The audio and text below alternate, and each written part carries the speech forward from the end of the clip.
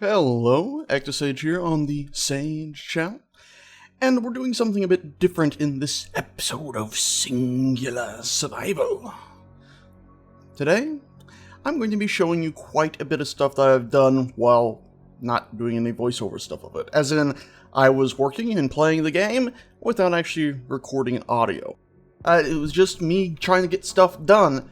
One thing you will notice right away is that I put out a video the other day which showed, well, the mine, the gold mine.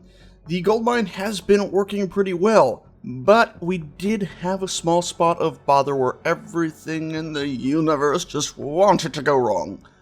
Luckily, once I stopped being a fool and started not using the rotor safety locks and the piston safety locks, everything started working. Also, people had said that, hey, the reason you lost connection to your drills and stuff after you turn on the rotor safety locks is because they glitch out. But if you restart your game after doing that, they work. So, sure enough, I turned off all of these safety locks, restarted the game, and voila! I was able to actually access everything again. Also, I went ahead and just turned the velocity down to 0 for the rotors when I wanted to stop them, and they stopped. And I upped the brake a little bit, I believe, as well, because there is a brake. I was just looking for a brake on and off button earlier. Anyway, now that we had stopped using the rotor safety locks and things stopped blowing up ridiculously, it became clear that, well, rotors and pistons 70% of the time work pretty well. I had a few issues. I'm not sure if I have footage of them, but nonetheless, the gold mine was now successfully functioning. Also, as is probably pretty obvious in the footage, I did also upgrade the drill quite a bit. I put its own power supply and stuff on the bottom because, well, originally it wasn't getting power anymore through the glitchy fun times rotors when you're using the safety locks. Very silly thing that is. Of course, unless, as I said, you restart your game. So yeah, I had a power supply there, I had cargo containers to store the extra cargo, I had connectors on the bottom to hold everything together, or, well, allow me to take the mining drone down there and gather up supplies. And believe it or not, I even upgraded that little mining drone. I said mining drone, cargo drone. That's what it was. I upgraded the cargo drone. I have 2 cargo supply containers on it, the large ones for small ships, and it all worked pretty damn well. I also went ahead and stopped using the cargo drone. I stopped using him and just put a huge amount of piping in, which took up a lot of supplies, yes. And, well, it was pretty awesome to see, actually, seeing this huge pipe reach out from the mine and connect it to the ship. And I connected it up with a connector, which was pretty simple. I just flew the whole ship a little bit closer and click, locked it in place. Pretty awesome, actually. Even though I did manually go out there and connect it because I was afraid if I pressed P, it would of course drop all of our other ships. Anyway, big pipe connected, rockin' and rollin', working well.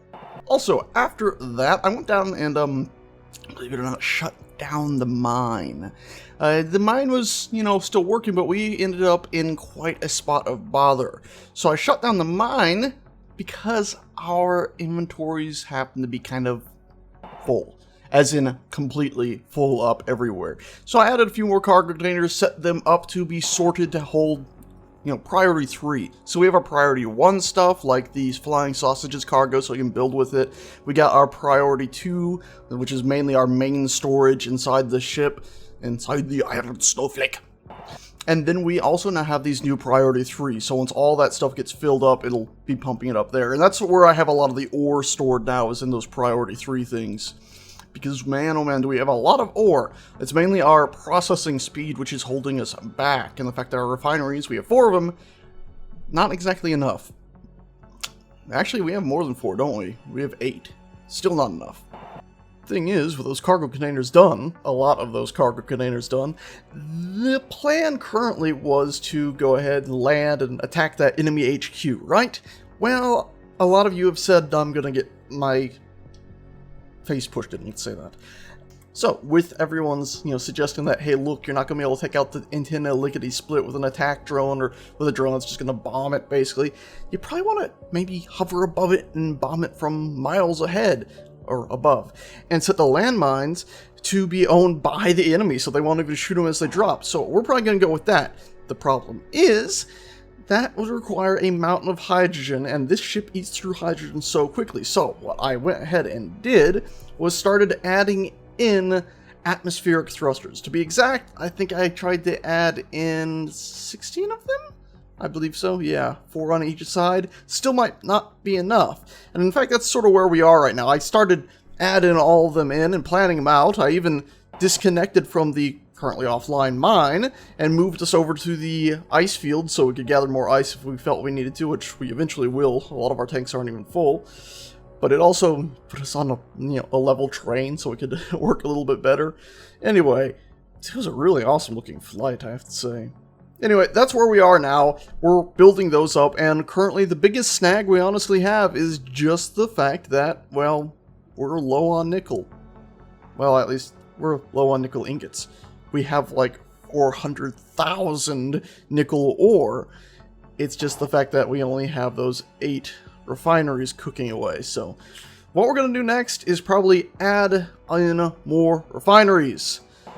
And so that's where we're at right now.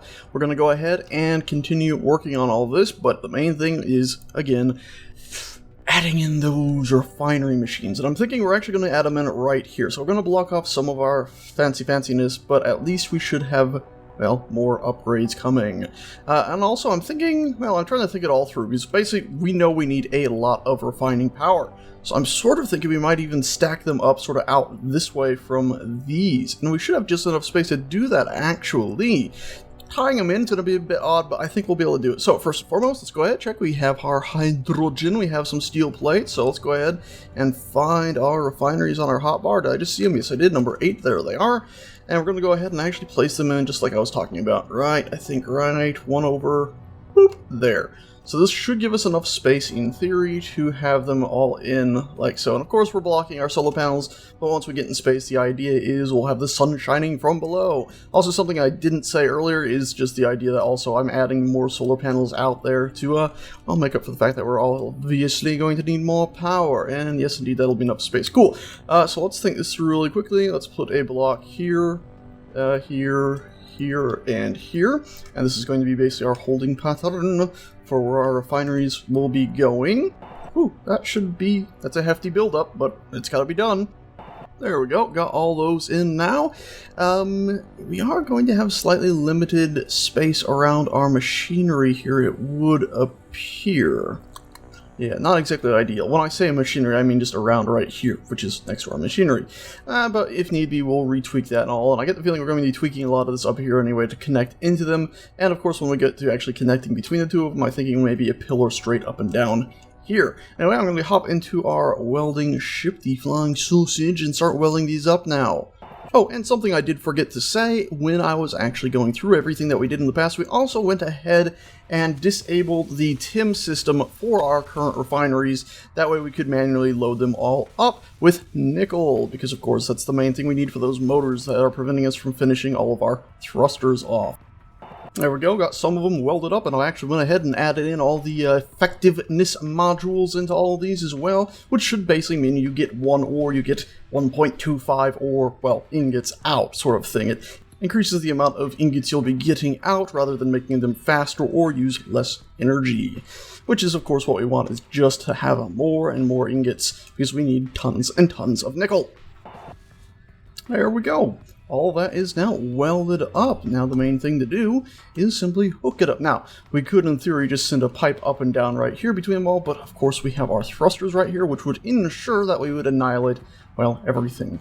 Oh, so we're not going to do that. What we might do, though, is, well, do that, but with these here. Let me actually access the cargo. I'll show you what I'm thinking. So what I'm thinking is we put these here anyway, and then we bring them into a center connection point here, and basically we're just duplicating a lot of stuff at this point. But we do this, and then connect them into the center walls there.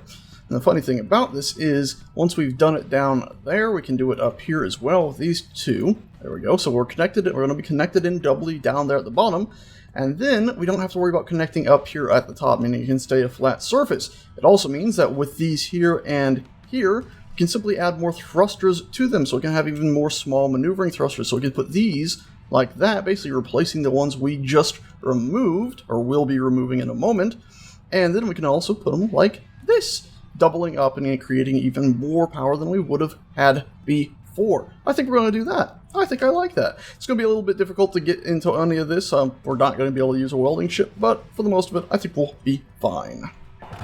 By the way, I just figured I'd show you guys, yes indeed we are producing. You can see we have 7,000 of these motors queued up and they're slowly churning away, but we need more than that, obviously, to finish everything, I suspect. Also, we're out of construction components, so I've moved those to be queued up for the time being.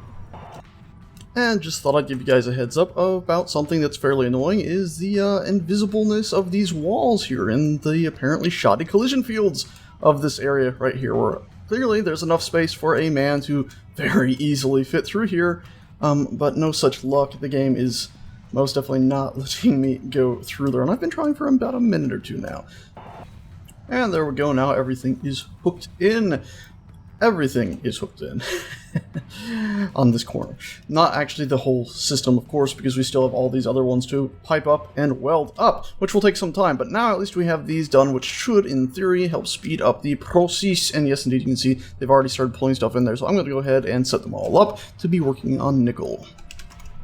Alrighty, and I've gone ahead and moved the nickel into most of these. There's some other stuff trying to push their way in there. And of course, since we have the TIM system, it's still trying to split our ores up evenly throughout all of the priority 4 ore storage stuff, which is a little unfortunate. And a priority 3, actually, but priority 3 is, I think, pretty full up a lot of the times. Anyway, that's that. We got more refineries working now. Big progress should be being made now. There we go, that's another set done, and they're all starting to work on ore now. Groovy, 2 more to go, 2 more corners. Oh, bugger, that's not good. That's what I get for welding in first person. I have damaged some of my solar panels. Ooh, solar cells, that's quite expensive. Sure. I want to break free. I want to break free. I want to break free from.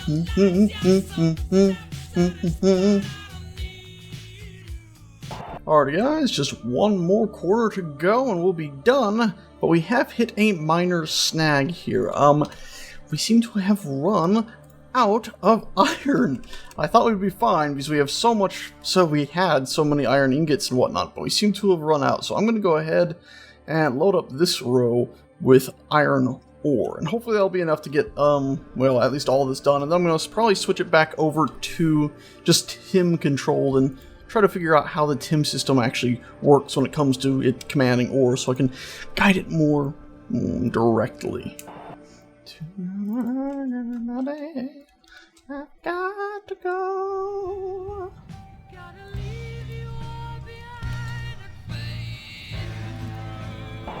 Alrighty guys and gals, it's done. That is all of them completed. The entire thing is done now. And we have processed up quite a bit of nickel. And if we were to go ahead and look in here, you'll see most of these, well, not these like 4 right here, but you'll see a lot of them have the nickel spread out through them. I even have some still going on, if memory serves, some iron. If I actually searched refinery, you would see that more noticeably. Or in theory you should. Okay, I guess they all finished with the iron, which means we're actually out of iron, so we're definitely going to have to be working on that next up. Anyway, guys and gals, though, that is it for today. We have successfully installed all of these, and of course all the other stuff I have done at the beginning of the episode, which I showed you guys. A lot of stuff has gotten done. What is up next? Well, a lot of people have actually been poking me saying, Sage, you're on a planet. Why do you keep using flying vehicles on a planet? It's terribly dangerous. So what I'm going to do is go ahead and make ourselves a mining rover in the next episode, I'm thinking.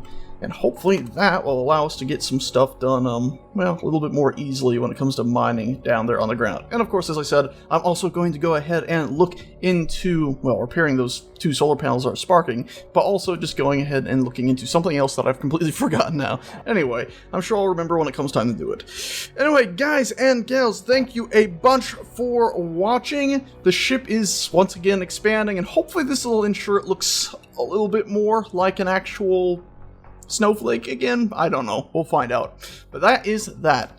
Thanks a bunch, guys and gals, for watching, and I shall see you all next time. Ta-ta.